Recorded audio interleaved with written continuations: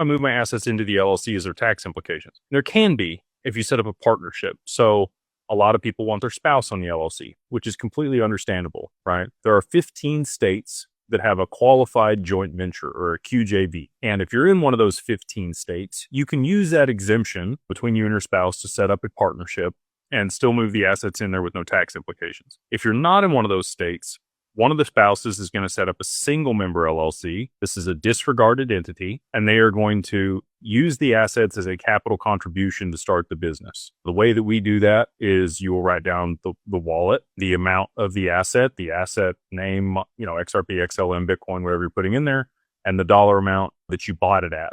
So we used to talk about, the day of the transfer, writing that amount down. We worked with our CPAs and this again, like it's an iterative process. We're always improving it. If you can write down the basis, that's the value that you're transferring in.